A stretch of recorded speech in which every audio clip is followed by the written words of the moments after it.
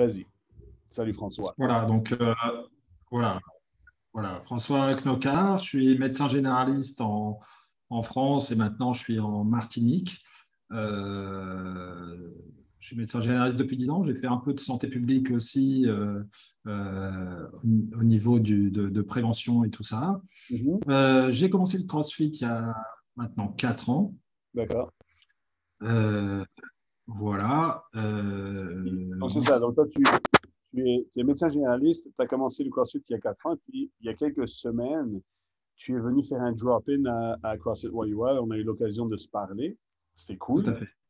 Ouais. Et moi, je voyais une opportunité de discuter avec toi des bienfaits de l'activité professionnelle et de l'intérêt à faire des mouvements fonctionnels, à savoir du CrossFit, pour le commun des mortels, que ce serait, en fait, c'est même très bon pour la santé de bouger de cette façon-là.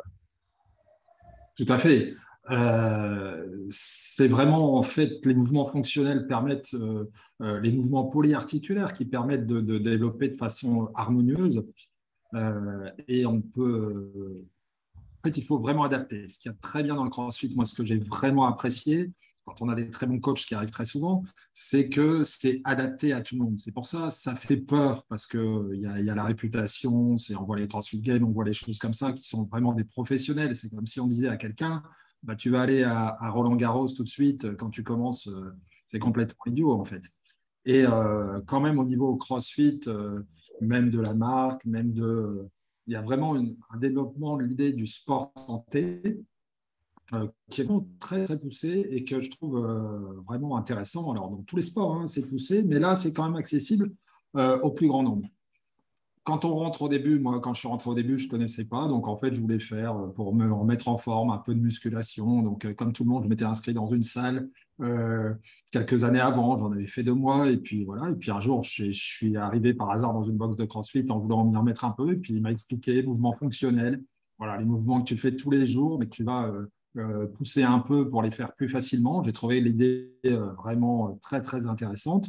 Et donc, moi-même, j'ai commencé à expérimenter ça. Et moi, ce que j'ai trouvé complètement incroyable, c'est que je faisais un peu de sport, mais pas tellement. Et donc, j'ai senti vraiment une tonicité qui arrivait en 2, 3 semaines. Pour C'est ça. quelqu'un qui ne fait Ouais. pas de sport. Ouais. Tu as vu des résultats relativement rapides. En fait, ce que tu découvrais, j'ai l'impression, c'est que l'endroit où tu es allé pour ton initiation de CrossFit, les coachs t'ont montré à comment bien bouger, ils ont travaillé la technique, puis ensuite, ils ont dû te parler de l'intensité du mouvement, c'est-à-dire qu'à partir du moment où tu bouges bien, on te demandait de bouger un peu plus rapidement, toujours tout aussi bien. Et on a remarqué que le travail sur le temps étant fait proprement, plus de travail tu seras fait sur un certain temps donné, plus tu vas avoir de résultats. Et donc, c'est ça, 2, 3 semaines, tu voyais quand même déjà beaucoup de, beaucoup de positivisme dans ce que tu faisais. Tout à fait. Moi, en fait, j'avais vraiment senti au niveau quand on appelle en CrossFit le corps, les abdos, le gainage et le gainage. Vraiment, j'ai senti à ce niveau-là et qui est quand même quelque chose de très, très important parce qu'on voit énormément de pathologies dorsales, articulaires, mais surtout dorsales avec des gens qui ont des pathologies de personnes qui ne bougent pas, qui sont souvent, très souvent assis, voilà, et on finit par leur prescrire de la kiné, c'est bien, la kiné, c'est bien, mais le kiné, qu'est-ce qu'il fait? Il fait du gainage. Donc, le gainage, le corps et le noyau, comment dire, bien fixe et tout ça, permet des soulagements, notamment au niveau dorsal. Moi, je l'ai expérimenté. Franchement, j'avais une petite douleur des fois quand je courais, etc., derrière le dos, et je ne l'ai plus jamais eu depuis 3 ans. Euh, Depuis que tu fais du CrossFit, en fait. Mais Tout à fait. je pense que ce qui est bien, c'est ce que tu as expérimenté. Tu pratiquais un sport et tu le pratiques toujours qui est la course à pied. Et tu as découvert que lorsqu'il y avait un entraînement qui était associé à ça, comme l'entraînement du CrossFit avec des mouvements fonctionnels où tout le corps est mis sous, si tu veux, c'est un challenge pour le corps pour maintenir une bonne technique et travailler fort, et que des résultats généraux sur ta santé, les premières choses, c'était un gainage plus fort, le centre du corps qui était plus fort, et donc une colonne vertébrale qui est qui est plus stable et donc moins de blessures à la pratique de ton sport qui était la course à pied. Tout à fait. Alors bon, j'ai fait la course à pied. Du coup, j'en fais un peu moins. Je fais surtout en fait du kitesurf, des choses comme ça où il y a besoin. Et même sur ces sports-là, enfin, on sait le CrossFit, ça a été aussi une préparation physique et en vue d'améliorer dans la vie de tous les jours et dans le sport. Et vraiment, même dans la pratique du sport, course à pied, kitesurf, d'autres choses, c'est quand même très intéressant et on sent vraiment qu'on a plus d'endurance et surtout on bouge mieux, on se fait moins mal dans les sauts. Alors, je ne saute pas à 10 mètres, hein, mais en kitesurf, je ne saute pas à 10 mètres, mais même dans les sauts, tu réceptionnes, même des douleurs au genou que je n'ai plus. Voilà, c'est vraiment une bonne évolution avec l'évolution du cardio, évidemment. Alors, D'après toi, ça, vas-y, vas-y. Je veux dire, ça peut se retrouver dans quelqu'un qui fait de la musculation, qui en fait très bien, mais je trouve que c'est très compliqué de faire bien de la musculation parce que sur des mouvements, quand on regarde, quand on s'intéresse au CrossFit et on fait du renforcement, donc on fait un peu de musculation, je trouve que c'est très compliqué. Et moi, ce qui me tue, c'est de voir dans toutes les salles les gens qui sont lâchés, qui n'ont pas de coach, qui font n'importe quoi malgré eux. Donc, vraiment, l'avantage du CrossFit, c'est quand on arrive, alors, il faut trouver un bon coach. On ne peut pas dire que 100% des coachs soient très bons, mais quand même, moi, je suis tombé sur des très bons coachs à Calais, FC 621, enfin, évidemment, à CrossFit Fuel, un coach exceptionnel. Mais non, mais après, on le sent. Enfin, moi, je trouve que quand même, on sent. Enfin, je ne suis pas un expert du CrossFit, etc., mais on sent quand on est bien coaché, quand les gens vous poussent sans pousser trop, etc. Et donc, j'ai parlé des milliers et des milliers de fois de CrossFit à tous les patients et tout ça pour dire, voilà, c'est vraiment, s'il y a une bonne boxe, un bon coach qui vous fait rentrer dans le CrossFit sans vouloir vous faire soulever des barres tout de suite parce que vous êtes jeune, etc., on ne se blesse jamais. Moi, je me suis blessé une fois. Bon, je ne dirais pas, mon premier coach était un peu moins bien que les autres, il poussait un peu, il voulait charger. Voilà. Et après, j'ai appris que on ne faisait pas de la compétition par rapport aux autres parce que de toute façon, on n'ira jamais au CrossFit Games, surtout à 50 ans, surtout même avant, mais c'est par rapport à soi. Et donc, Oui, c'est vraiment un challenge par rapport. C'est ça, parce que moi, je comprends de ce que tu dis comme adhérent au CrossFit. Ce que tu viens de citer est quand même assez important, c'est-à-dire de dire que lorsque tu commences le CrossFit, s'assurer que ton coach comprenne tes objectifs, comprenne d'où tu viens pour pouvoir te faire évoluer avec les bonnes étapes pour éviter de passer les étapes, d'aller trop vite. C'est à ce moment-là que, bien sûr, on pourrait éventuellement se blesser, mais le CrossFit en lui-même ne blesse pas, sauf si on le fait mal, un peu comme n'importe quel sport, je dirais.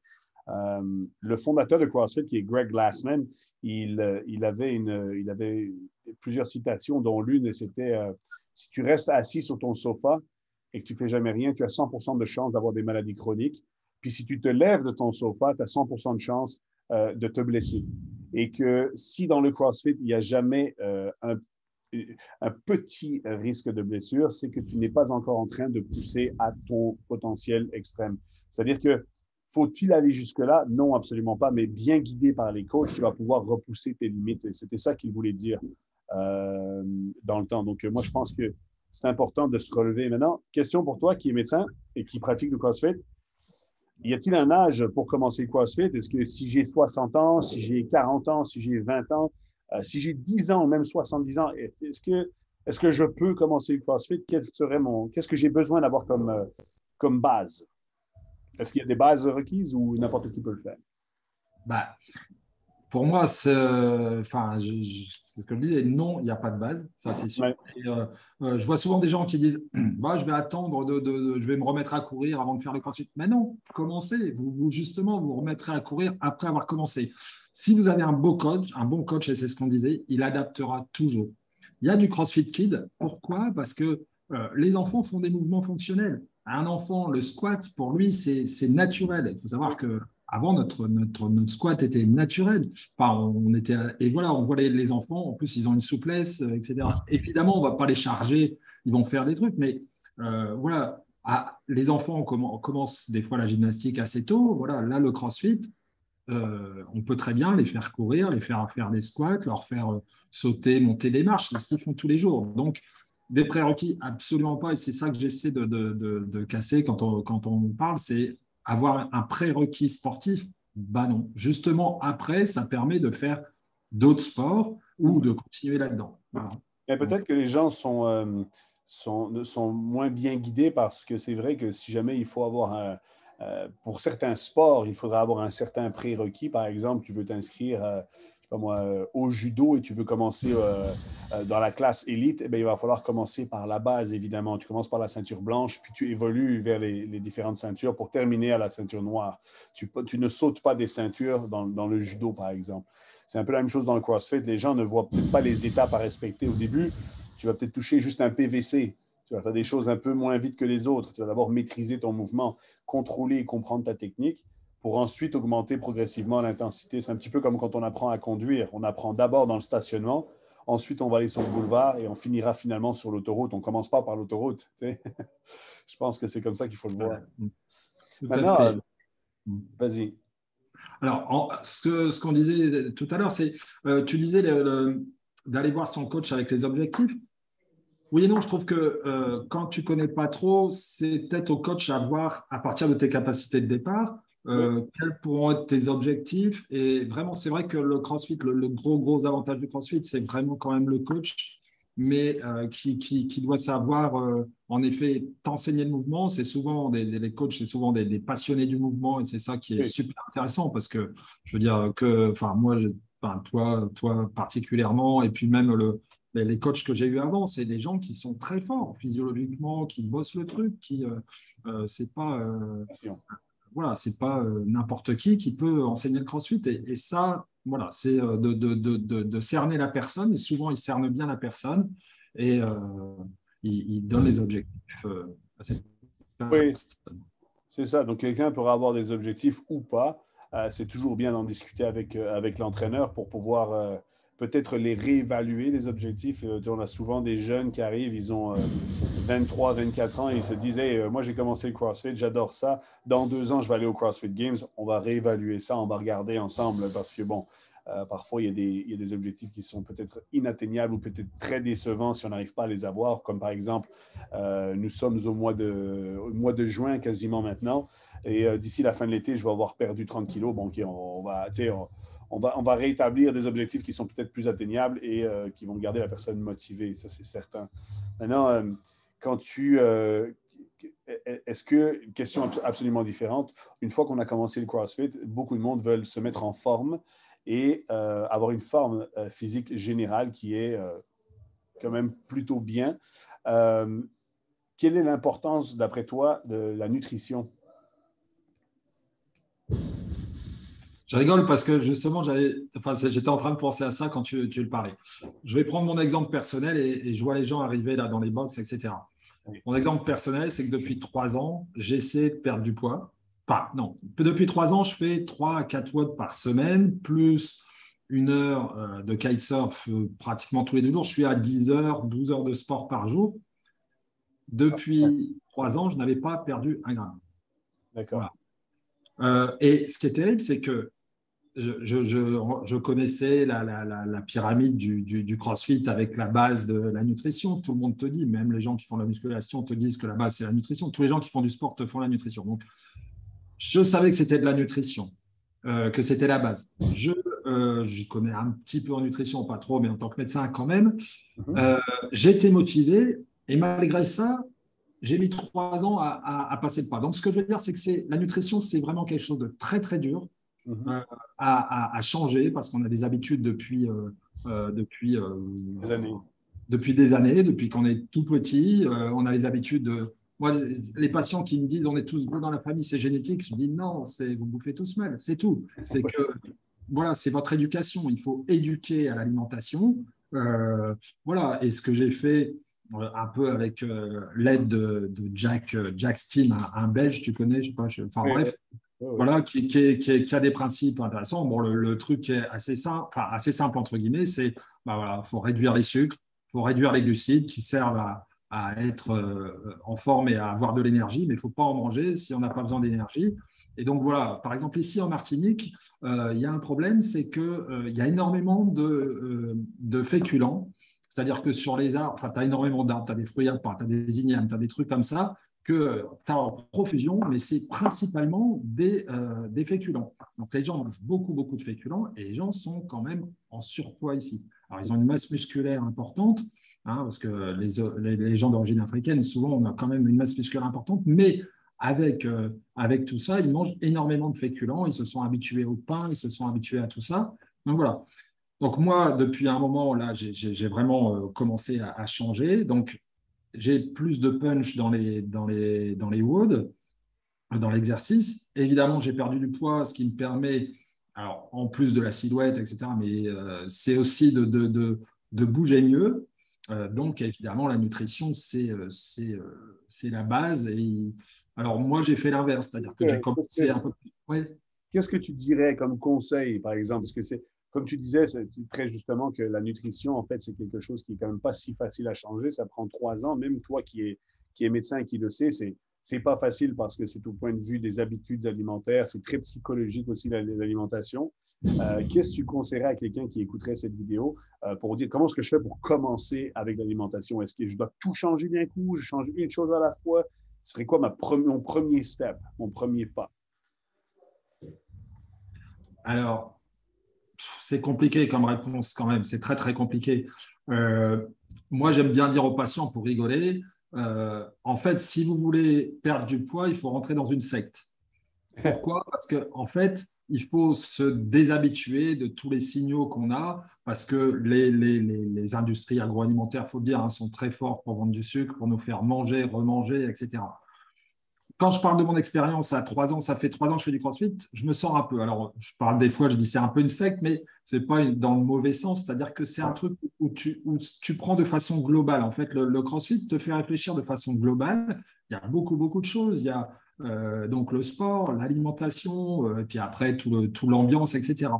Et donc, euh, C'est la force d'une communauté, c'est ça. voilà, la force d'une communauté de coachs qui, enfin, j'insiste sur les coachs, mais quand même qui sont au courant de ça, de la nutrition, voilà, qui sont vraiment toujours à la recherche de ça. Donc, si tu veux, il n'y a pas il y a pas de recette. Le fait de rentrer, commencer à bouger, te fait prendre conscience de ton corps et du coup, tu vas te dire, tiens, je vais peut-être mieux manger. Évidemment, il ne faut pas tout changer d'un coup. Si tu fais un régime, tu arrêtes tout de suite, bing, bah, voilà. Ça peut être changer une chose à la fois, voilà, mais c'est très interpersonnel. Par contre, il faut se dire quand même et garder en idée que la nutrition, c'est la base et qu'il va falloir y arriver à un moment. Mais ça n'empêche pas de commencer à bouger au départ. Après, voilà, tu t'en rends un peu compte quand tu veux faire plus de traction, enfin, tu te dis qu'il faut perdre du poids, etc. Donc, moi, je dis, il n'y a pas de méthode. C'est, voilà, tu commences à bouger, et tu y réfléchis, tu changes peut-être une chose ou deux. J'essaie de dire à mes patients. Alors, c'est dur parce que mes patients, ce pas des patients qui font le crossfit, etc. J'ai envie déjà essayer d'arrêter les féculents le soir. Ça ne sert à rien les féculents le soir. Même ça, déjà, c'est compliqué. Oui. Donc, c'est très difficile d'évaluer au niveau médical l'impact d'un changement alimentaire parce qu'il faudrait que les gens soient très, comment dire, très motivés, que tu es bien de faire une étude là-dessus. Ça voudrait dire que tu es sûr que tout le monde fait le même protocole, etc. C'est compliqué. Mais moi, j'essaie de leur dire déjà, changer une chose à la fois. Parce que si tu leur dis arrêtez de manger du sucre, etc., c'est sûr, personne va changer du jour au lendemain. Ah non, c'est tellement une addiction, le sucre, que c'est très compliqué. C'est comme, c'est beaucoup plus difficile de dire à quelqu'un d'arrêter le sucre que de dire à quelqu'un d'arrêter de fumer quasiment. Mm. Même si ça, c'est aussi très dur à contrôler. Mais c'est sûr que quand on parle du CrossFit, si les gens veulent s'inscrire dans un gym ou en tout cas aller parler avec des coachs pour améliorer leur forme physique, à un moment donné, il va falloir prendre en compte la nutrition. Et comme tu le dis très bien, je pense que au fur et à mesure que l'on commence, on va se rendre compte que si on change une petite chose à la fois, ça pourrait, au point de vue de l'alimentation, ça va être suffisant dans un premier temps pour pouvoir se mettre dedans.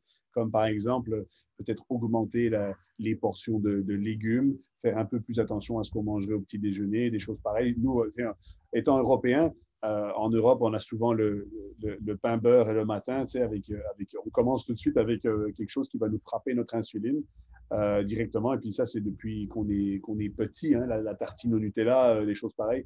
Bon, ben, de plus en plus, ça commence à changer, heureusement, parce que je pense que ça fait partie, avec l'activité physique, de tout ce qui va être prévention à la santé. Tu sais, on va pouvoir, je pense que si la médecine travaille proche du CrossFit, c'est pour ça que c'est intéressant cette conversation avec toi, c'est que toi, tu es médecin et tu fais du CrossFit et tu vois que ben, ça a un impact vraiment sur les gens. On a eu une pandémie qui est arrivée. C'est sûr que c'est très complexe de, c'est pas du tout la solution contre le COVID, mais un corps en santé va pouvoir avoir plus de chances de vaincre des virus ou différentes maladies qu'un corps qui n'est pas en santé, obèse, avec des problèmes de maladies chroniques. Donc ça Oui, c'est... ça, on a évidemment vu avec le Covid, où Oui. l'obésité était un facteur de risque. On avait commencé à le voir avec les épidémies de grippe. L'obésité est un gros facteur de risque comment dire, de maladies, de décompensation grave. Mais même ça, il y a des études quand même qui ont montré que les gens se défendaient mieux au niveau immunitaire quand ils avaient fait du sport. Alors, c'est vrai que ça avait fait un peu hurler les, tous les honneurs de boxe, parce que c'est vrai qu'on a fermé les box, alors que franchement, le sport est indispensable. Bon, on ne va pas débattre là-dessus parce que bon, y a beaucoup de choses, voilà, c'est beaucoup plus complexe que ça, mais quand même, c'est vrai que le sport fait qu'on se défend mieux. De toute façon, sans être forcé. Ce que je veux dire, c'est que ce n'est pas sans être forcément obèse et tout ça. C'est-à-dire que même sans être obèse, on se défend mieux quand, évidemment, on est en forme. Ça, enfin, il y a énormément d'études. Mais je pense que ça vient à la base avec l'éducation. Ça va peut-être prendre encore quelques années avant que plusieurs, là, ça fait quoi, peut-être quinzaine d'années que le CrossFit est un peu plus populaire.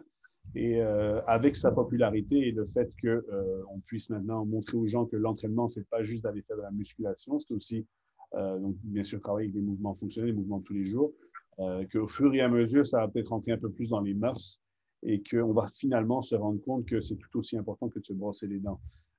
C'est comme important d'aller apprendre à bien bouger et de faire ce genre d'activité physique. Ça c'est très important. Est-ce que tu as des collègues médecins qui font du CrossFit? J'en connais pas. Non, dans les box, j'en avais pas. Alors, ici, sur la Martinique, non. Si, pardon, à Calais, quand j'étais à Calais, si, il y avait un biologiste qui avait fait du CrossFit. Il y en avait quelques-uns, si. Beaucoup de kinés, ouais, énormément de kinés qui en font. Euh, voilà. Ben, c'est quand même un gros signe. Ça, c'est pas mal. Un kiné qui est spécialiste, spécialiste du squelette et système musculaire qui viennent travailler là-dessus. Si j'avais une question pour toi, à qui recommanderais-tu de faire du CrossFit? Ah, comme j'ai dit tout à l'heure, franchement, à tout le monde. Vraiment à tout le monde. Mais il faut une volonté, il faut aimer le sport, voilà, à tout le monde parce que tout le monde a besoin de bouger. Donc, voilà. Mais il faut cette volonté parce que c'est quand même un état d'esprit, un dépassement de soi. Il faut vouloir bouger. Moi, à chaque fois que j'ai l'occasion avec un patient, dès qu'il y a une étincelle où il dit ouais, tiens, j'aimerais faire du sport, mais je lui file la carte de la box de CrossFit tout de suite. Euh, mais à chaque fois. Bon, après, ça. Conseillerais-tu, c'est sûr que, tu sais, Greg Glassman disait que le CrossFit, ça n'est pas pour tout le monde, mais que tout le monde est capable d'en faire. Donc, en anglais, c'était It's not for everyone, it is for anyone. J'ai encore lu une autre citation de lui hier qui disait que c'était pas possible qu'il puisse éduquer tout le monde, mais il est capable d'éduquer n'importe qui. Donc, ça, c'est quand même très, très cool à lire. Tu te dis, OK, ça, c'est quand même pas mal parce que ce gars-là a créé quelque chose qui est relativement dingue. Excuse-moi, j'ai des messages qui rentrent, voilà. Ah, ouais, moi aussi, j'ai des notifications. Ouais. Mais tu vois, donc, c'est important c'est important. Moi, je pense que s'il y a des box owners qui nous entendent là maintenant, des gym owners qui nous entendent et qui ont des médecins comme toi dans le gym, je pense qu'il est très important qu'eux aillent parler avec leurs membres qui, justement, sont dans le domaine médical et donnent leur carte pour dire, écoute, moi, chacun de mes patients, je vais leur donner ta carte et puis on va leur offrir un essai gratuit qu'ils viennent voir parce que c'est comme ça. Moi, j'ai mon frère est chirurgien et il m'a dit, regarde, si seulement on pouvait avoir du mouvement fonctionnel contrôlé, mesuré même ne fût-ce que dans le basement de mes hôpitaux, enfin des hôpitaux, pouvoir leur apprendre, pas à faire du CrossFit all out, on y va fou, mais à leur apprendre à bien bouger juste pour les renforcer au niveau musculaire. Avant une opération, c'est tellement mieux. Et regarde, on serait gagnant sur tous les plans. Donc, c'est cool de voir que ça commence petit à petit à changer. En plus, la Martinique étant un département français, on voit que la France est devenue le premier ou le deuxième marché le plus gros au niveau du CrossFit mondial. C'est incroyable parce que ça montre que les Français sont plus intelligents que les autres, c'est-à-dire qu'ils nous ont dépassés, nous, les Canadiens, tu sais. Et c'est cool à voir parce que ça crée une super belle énergie. Donc, c'est ça. Maintenant, tu dirais que n'importe qui devrait commencer à faire du CrossFit. Si quelqu'un a peur du CrossFit, pour une raison ou une autre, comment vaincre cette peur? Aller voir le coach, tout simplement, à entrer dans la box, aller voir le coach, expliquer, et il verra que les coachs sont très à l'écoute, qui demandent quelles sont les faiblesses pour pas, pour pas se blesser et commencer doucement. Il faut y aller au moins une fois et en général, les gens adhèrent très, très vite. Ce que je veux dire aussi, c'est quand je disais tout le monde, mais ça peut être même les sportifs. Moi, je vois des gens qui courent, qui ne font que courir. Je leur dis, mais faites autre chose. Alors, je ne vais pas leur dire du CrossFit absolument, mais ce serait bien. Mais bon, mais vous allez vous blesser à force de courir. Et les gens qui font des marathons ne font que ça. Ouais. Et voilà, on sait que le CrossFit, c'est aussi une préparation physique. Et c'est ça que, voilà, moi, je ne suis pas très foot, mais mon beau-fils, il parle de foot tout le temps. Il dit les joueurs de foot maintenant font du CrossFit parce que c'est une très, très bonne préparation physique. Donc, les sportifs, les gens normaux, et donc, s'ils ont peur, voilà, allez dans une box, vous verrez. Et il y a aussi, tu disais, les hôpitaux et tout, ça m'a fait penser à un truc qu'il faudrait absolument aussi, ce serait dans les maisons de retraite. Oh my God, oui, oui. Parce que les personnes âgées, on les parque et on leur dit, alors en France, tu dis qu'on est intelligent, je ne sais pas si c'est partout pareil, mais on a quand même beaucoup de maisons de retraite où les gens ne bougent pas, ne bougent plus. Mon père qui avait 92 ans, c'était marrant parce que une fois, c'est mon coach qui m'a dit, bah, regarde, pour descendre d'une box, c'est plus facile de descendre sur le côté.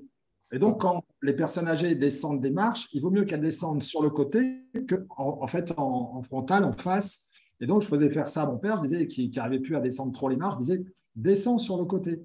Voilà. Et après, des mouvements de squat, j'explique aux personnes âgées qui commencent à avoir du mal, qui ont une fonte musculaire, qui commencent à avoir du mal à se mouvoir. Je leur dis, mais travaillez, faites des squats, vous vous levez de votre chaise, vous faites ça régulièrement, etc. Donc, pour les personnes âgées, et au contraire, enfin, voilà, ce serait un très, très gros avantage avec un bon coach qui adapte. Voilà. Et puis, Greg Glassman, il montrait un certain nombre de vidéos de gens âgés qui faisaient pour porter les packs d'eau, pour des trucs comme ça. Et c'est important. Il y a d'ailleurs une petite vidéo là, avec trois femmes de 65 à 75 ans qui ont commencé le CrossFit il y a 5 ans. Je ne sais pas si tu as vu, mais Oui, j'ai vu ça. voilà. Et donc, voilà. Donc, très bien, parce que tu vois, nous, ici, on a des membres qui ont 70 ans et plus. On en a 73 ans.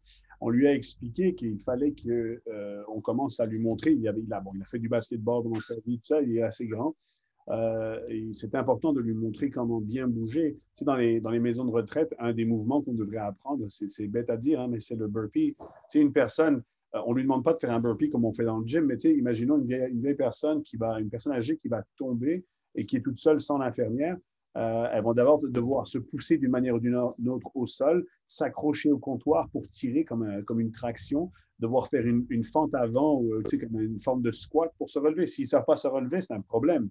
Des personnes âgées meurent comme ça. tout à fait. Oui, il y a des gens qui restent toute la nuit, qui font ce qu'on appelle des rhabdomyolyses, qui crachent comment dire, leur rein à cause de ça. Donc, en effet, ce serait vraiment. Mais de plus en plus, on voit dans les gyms que les personnes âgées, les adhérents amènent leurs parents et des choses pareilles. Nous, ici, c'est ce qu'on fait attention. Je pense qu'en France, il y en a quelques-uns en plus qui commencent à le faire aussi. Et ici, je vois, François, qu'il nous reste à peu près 4 ou 5 minutes, je pense, pour le temps qu'il reste. Exactement, en fait, c'est 7 minutes 30 avant de devoir faire un upgrade sur Zoom. Ça nous laisse une belle conversation encore, mais je te donnais juste le warning comme quoi ça pourrait s'arrêter. Donc, on a parlé des personnes âgées, on a parlé des sportifs pour la préparation physique. Et donc là, ici, il faut vraiment distinguer que souvent, la publicité du CrossFit est faite au travers du sport de CrossFit et non la méthode d'entraînement, puisque on monte les compétitions, les CrossFit Games. Et donc, parfois, c'est un petit peu difficile de faire la distinction entre le sport et la méthode d'entraînement. Mais c'est bien sûr de la méthode d'entraînement dont on parle. Et puis, pour le fun, après, on peut aller s'amuser. Hein. Donc, on s'entraîne à faire du vélo et on fait la compétition le dimanche. Pas autrement, pas l'inverse. On ne commence pas par faire la compétition pour ensuite... parce que ça peut faire peur aux gens. Je suis très content de voir que tu parles comme ça du CrossFit parce que c'est quand même intéressant. En Martinique, donc, il y a plusieurs box, une box. Ben, malheureusement, non. En fait, pendant 2 ans, quand je suis arrivé ici en 2019, il n'y avait pas de box. Et vient de s'ouvrir c'était en novembre 2021, une CrossFit Harmony. Donc, on a une seule box, sachant que la même île à peu près à côté, enfin, qui est un tout petit peu plus grande, mais pas beaucoup, elle a 5 box. La Guadeloupe a 5 box. Ici, il n'y a qu'une box. Voilà. Et le problème, c'est, alors, c'est vrai que je suis un peu dans le truc, mais comme tu disais, la méthode. Et il y a beaucoup de salles de sport qui disent faire du CrossFit, etc. Et c'est dommage parce qu'il y a vraiment une méthode CrossFit. Et même si les gens peuvent être très bons en musculation, etc., peuvent connaître, peuvent bien coacher, mais moi, j'entends beaucoup de monde dire ici, je fais du CrossFit. Je dis, ah bon, bah, je ne t'ai pas croisé à la boxe. Bah non, hein, je fais du CrossFit là. Ah ouais, comment tu fais? Et on voit qu'il n'y a pas tellement la méthode CrossFit. Donc, je vais dire, je ne suis pas pour les marques, etc., pour le truc absolument CrossFit, boxe et tout, mais quand même, moi, je vais dans des box parce que ça me garantit que les gens connaissent la méthode. Alors, il applique plus ou moins bien. Je trouve qu'il y a quand même beaucoup de bons coachs. Mais voilà. Mais quand on me dit je fais du CrossFit tout seul à ma salle, et oui, je ne vais pas dénigrer parce que ce que j'aime bien aussi dans le CrossFit, c'est qu'il ne dénigre aucun sport. Mais je veux dire, attention, la méthode CrossFit, il y a quand même un truc à respecter. Et c'est pour ça que moi, je vais dans des box affiliés. Mais tu as la marque, CrossFit, donc la compagnie CrossFit, puis ensuite tu as le nom de la méthode, c'est du CrossFit. En fait, moi, de mon point de vue en tant qu'affilié CrossFit, ce que je vois, c'est que la compagnie CrossFit s'assure d'une structure d'éducation pour les entraîneurs et d'une construction d'une communauté qui est assez forte. Hein, regarde, nous, on s'est rencontrés au travers de ma coach Carla, qui est arrivée ici. Maintenant, on se parle sur Zoom à propos de cette fameuse méthode qui est fantastique. Et moi, ce que je trouve là-dedans, c'est que post-universitaire, après avoir été à l'école, c'est juste incroyable de voir que c'est l'une des meilleures formations qui existent, que ce soit le level 1, niveau 2 pour les coachs. C'est sûr, ça se développe, mais post-universitaire, si tu recherches à être entraîneur après avoir fait la physiothérapie, la kinésiologie ou l'éducation physique, ben, ça va être une bonne route à suivre. Maintenant, quand tu viens dans un gym qui n'est plus CrossFit, c'est sûr que cette structure-là n'est pas garantie. Elle peut être là, mais elle n'est pas garantie. Donc, la méthode CrossFit vient du coaching, vient de la compréhension du corps humain, mais aussi de la puissance d'une communauté qui fait, comme tu disais, que c'est une secte positive, un groupe de personnes qui ont des objectifs similaires d'être en meilleure santé pour vivre jeune le plus longtemps possible. Je pense que ça, c'est toute la beauté d'un affilié CrossFit. Quand beaucoup de monde vont se dire, mais pourquoi je paierais le nom CrossFit? Mais justement, pour toutes ces raisons-là, je pense que ça, c'est quelque chose qui est intéressant et qu'on ne devrait pas perdre. De plus, si je peux me permettre, la compagnie CrossFit te donne carte blanche pour travailler. Et moi, je n'ai aucune directive à suivre à part de la compagnie. J'ai juste vraiment, j'ai vraiment carte blanche, mais avec l'éducation, évidemment, CrossFit. Donc, très, très cool. François, on arrive à la fin. Ouais. Super cool. Donc, je te remercie grandement de Ouais, moi aussi, je te remercie d'avoir m'avoir donné cette opportunité. Bon, voilà, j'ai vraiment apprécié, encore une fois, hein, quand je suis venu chez toi. Oui. J'ai senti toute la passion que tu avais et l'expertise que tu avais aussi dans les 3-4 fois où je suis venu. Voilà, donc merci. J'espère que bon, je continuerai à te suivre et à écouter tes conseils et tout ça. Écoute, ma femme étant de la Guadeloupe, c'est sûr qu'il va falloir qu'on aille s'arrêter un jour en Martinique, comme je te l'ai dit là. Je te On va- dis quand tu veux. Quand tu veux, tu attends juste quelques mois que mes maisons soient finies et après, vous êtes les bienvenus là. Parfait, on prendra les cours de kitesurf. Voilà, c'est ça. Je vais arrêter l'enregistrement. Ok. Euh, voilà.